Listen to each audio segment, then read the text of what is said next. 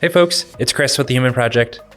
This episode is one that's near and dear to my heart and to Mark's heart. It is, can we love Jesus but not love the church? Maybe that's how you feel. Maybe that's how somebody you know feels.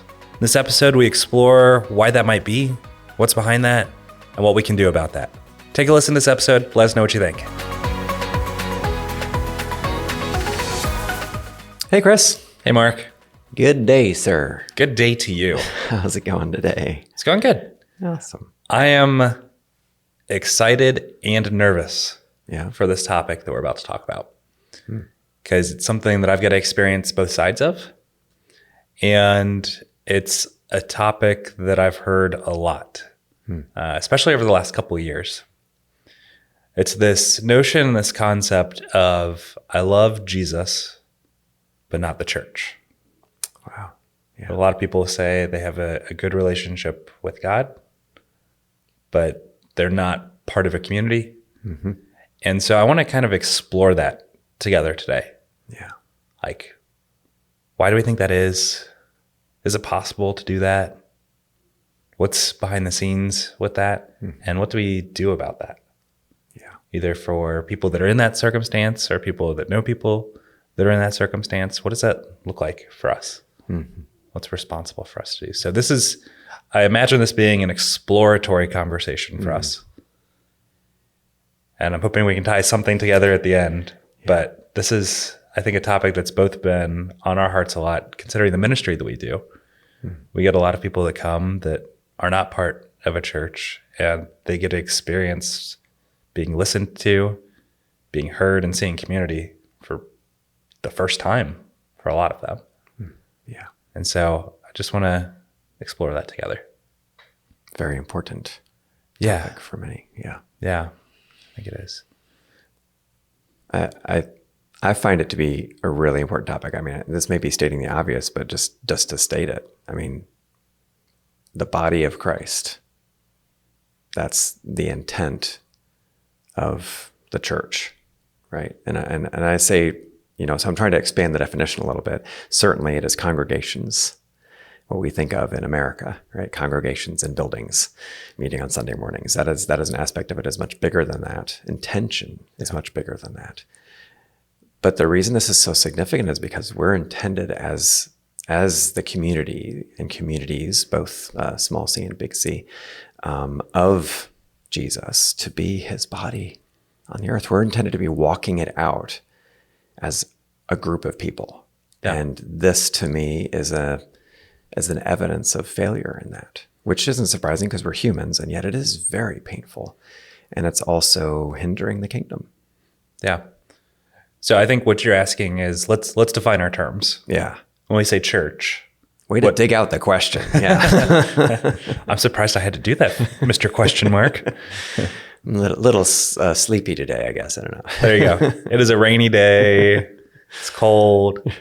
But anyways, so I imagine most people when they think of church, they think of the thing you get dressed up. You go to a building, probably has a steeple, cross at the top, a whole bunch of people, they get together, you go, you sing a few songs, you listen to a message, sing a few more songs maybe. Throw some money in a plate. Yep. Mm-hmm. And then shake hands and pretend to be nice with people while you walk out. That's what church is, I think, to a lot of people. Yeah. And that's like best possible interpretation of church for a lot of people. Something you go to, something you do, and just part of your routine. Like over the years, that was culture for a lot of people. Yeah. It may include some standing and kneeling and chanting some things and all of that stuff, depending on communion. There's several aspects that add to, and rituals. Some, Wednesday nights might be included. There's a few other things to expand it to.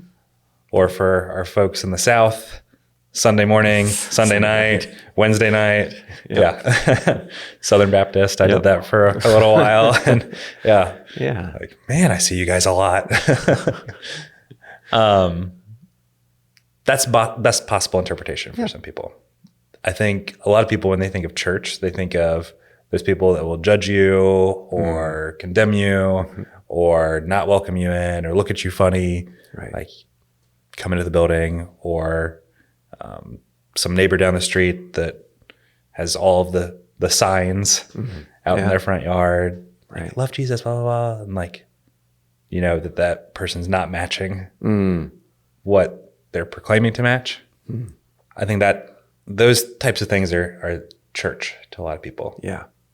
So where you were going was, how would we define church? Yeah.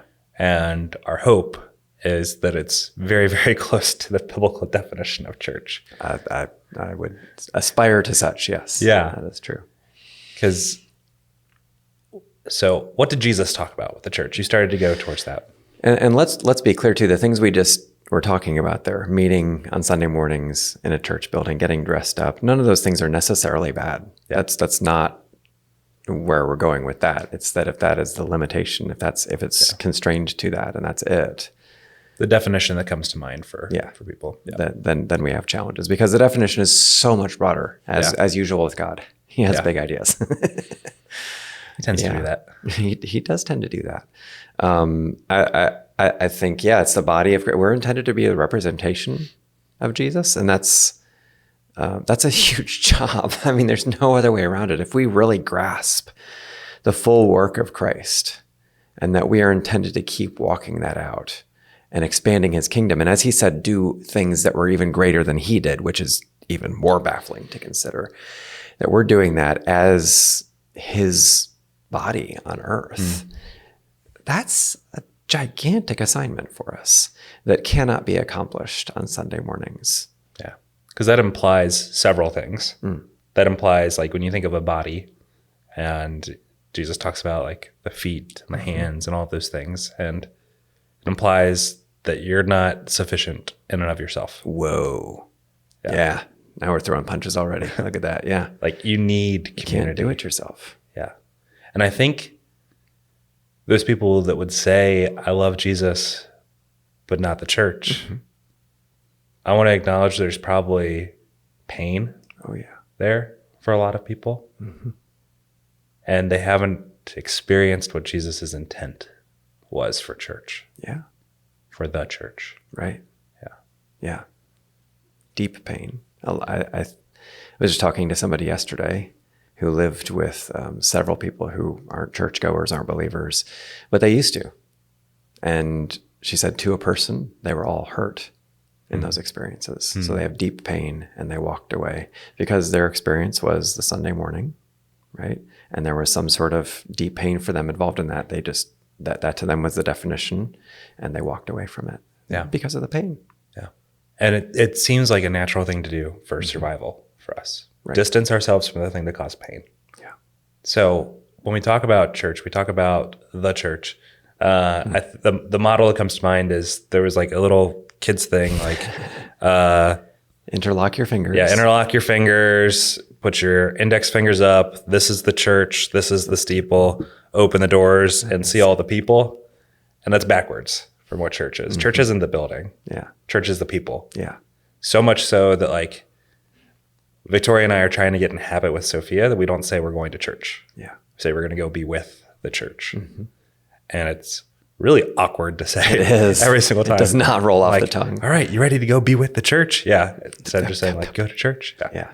But the church is the people. It's the community of like-minded people that are on mission together to make much of Jesus. Yeah.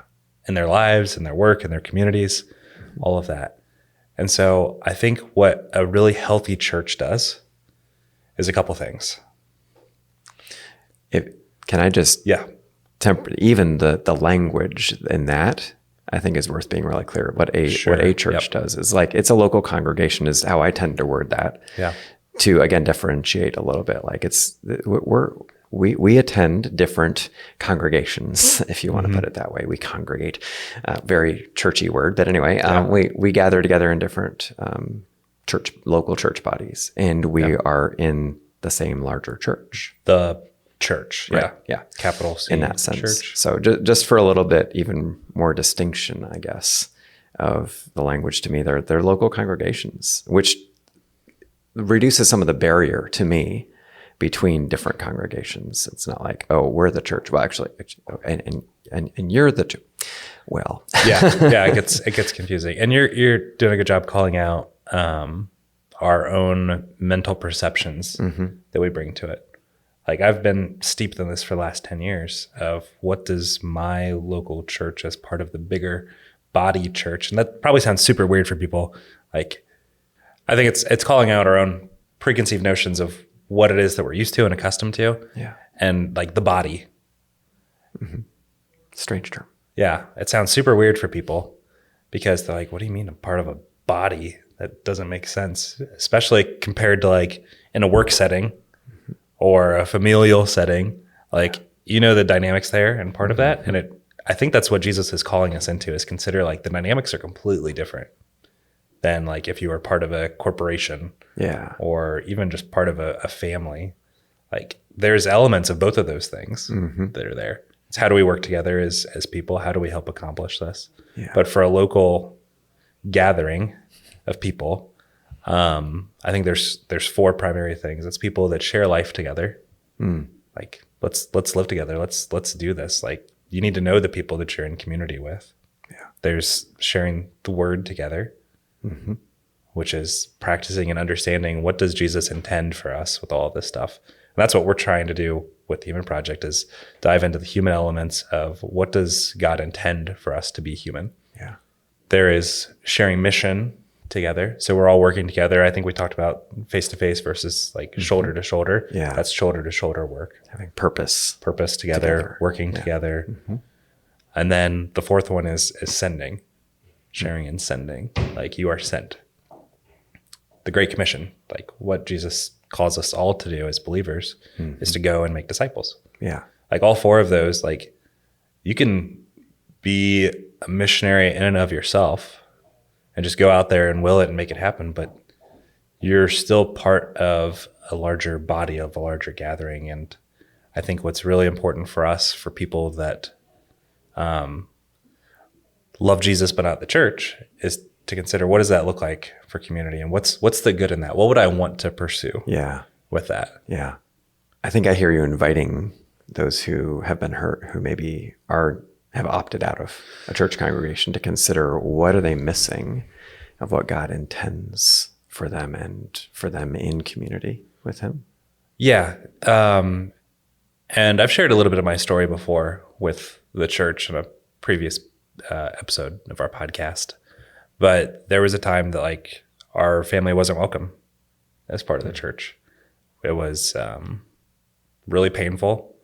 And my parents, to be honest, are still recovering from that. They still have a hard time. Like they came to our gathering of the church this past weekend because we stood up in front of the congregation and said like, it was to dedicate Grace, our youngest, and to say like, we are going to raise her according to biblical principles and asking for accountability. So my parents came to that, but they left right away, and there's still so much pain with what happened with the church that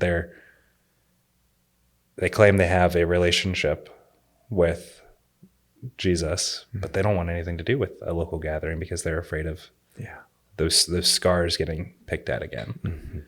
And so I guess my invitation is, because I was in the same boat, and it was damaging for me, very damaging for me. And it took years to recover from that. Yeah. But it was realizing like, I can't do this by myself. Like I need something deeper than just my family.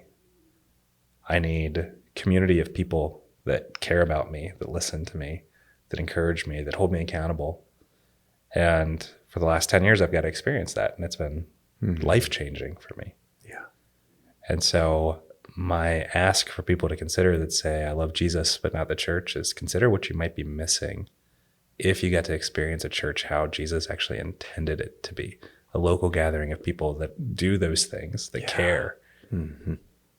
Their goal isn't about trying to make themselves feel better by judging people on the outside, but welcoming in and living life together.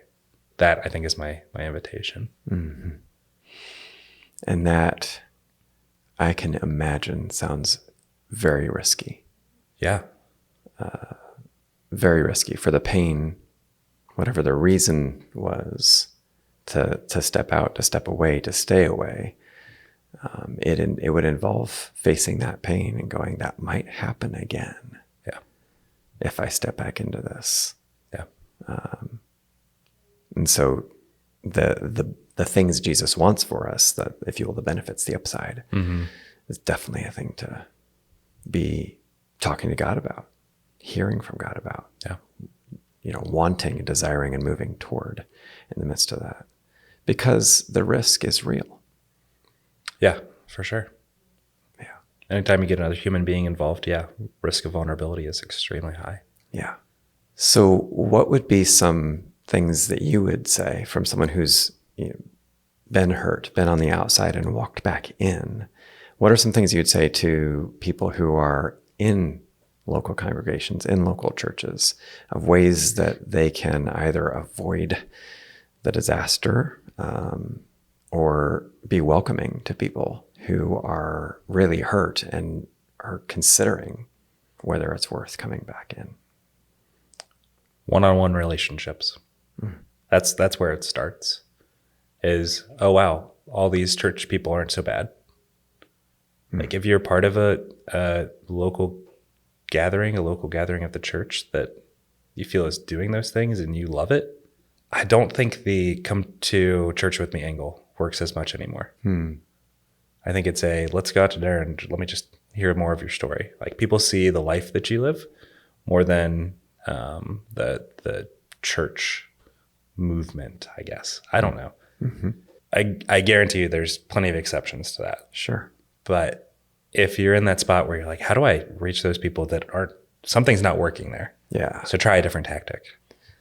And it's one-on-one relationships. That's what got me back in the church, was reaching out. I told you about my friend, we had Chinese on the front porch. Right. And that's what got me back to say, oh, wow, these are the kind of people I miss doing life with. They just listen to me. And that shameless plug here. This is why we do what we do. Yeah. For the Human Project and our other ministry, is that it's all about how do we help build connections for people. This is, for so many people, this pain we're talking about was a relational problem. Yeah.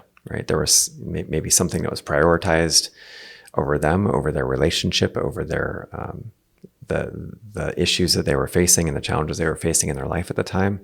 And maybe it was the carpet, deciding on the carpet in the church, which sounds ridiculous, and yet it's really important to some people in some ways. Yeah. Could that be prioritized over other human beings? Oh my gosh, it's a relational problem. And so the solution that you're proposing here is relational. Build the relationships again. Yeah. Build those relationships. I imagine that it would be easy to have the magnifier bug, as we like to call it, at play for somebody who's either on either side of this challenge, right? Somebody who is outside of the church, who has stepped away, who said, they're all hypocrites, or whatever the case might be, that they're all mean, they all don't love me, etc. Because that has been experience in the past. And on the other side, being in the church body, saying, oh, that they're all just whatever, they're all just thin-skinned. I don't know. There's a number of things that you could accuse, but the thing is, those things don't help this relational problem. Right. And that one-on-one relationship pierces the everybody, the always the nobodies, right through that. And you go like, oh my gosh, this person disproves that rule to me. That's sitting across from me. Build proof. Yeah. Build proof that it's possible. I think that's what a lot of people need to hear, is that it's possible to do what Jesus intends for the church. Jesus wouldn't ask us to do something that's impossible. Yeah. I would magnify as well your invitation to people in the body, looking at the example of Jesus. He reached people who were ostracized and outcast by the local congregations, right? Lepers, for example, a Samaritan woman at the well.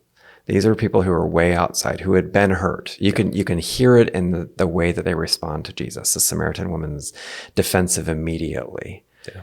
That was taboo in that culture. Yeah. She's got bruises. Yeah. She's got wounds. And he if you will, plays an away game. Some people would say he goes to them, he takes the risk, and he builds that one-on-one relationship. I think that's critical. And part of that to me is being willing to be with somebody you disagree with. Yeah. That relational aspect of it, I think, is a key for, and that's my theory, for a lot of people who are outside of the church. They go, well, because I disagreed about this, or I do disagree about this with what I presume, that body believes in, or Christians believe in, or whatever it is, then I'm going to stay away. Well, yeah. Look, the center of this is Jesus. Yeah. That's the center of this. So can I, as somebody who is, so to speak, in the body, reach out to somebody who is hurt, has been hurt in the past, and be willing to set aside whatever we're going to disagree about? It's okay. It hurts. I get it. And just for the sake of relationship for right now, to disprove that it's all about that issue or whatever the pain is. That Jesus showed up for the leper, right? When he shouldn't touch them. Yeah. So our invitation is for the people that are part of a church body that is healthy, reach out, be Jesus to those people. Just talk. Yeah. Genuineness and integrity. Yep. And then for the people that are outside of that, consider whether it's worth it, whether there's something to be gained there. Yeah. And Jesus is calling us to that. So I'd imagine the answer is probably yes. Yeah. So. The body of Christ is intended to be a beautiful, amazing, beautiful thing. Because like we said earlier, God's designs and God's ideas are crazy beyond our capability to understand. And anytime I get glimpses from other parts of the body of Christ, I'm reminded of that beauty. Yeah. It reminds me of who he is. Like when we have people, international people, or even people from just a different faith tradition in the United States, and I might go to a service or talk to somebody and hear how God's working in different ways. And I go, oh yeah, wow, that's God too. This is the beauty that he's inviting us into. Like, that's what I get excited about. This is part of God's design for us. And I think he's calling us back to it. I know he is. Come experience the beauty.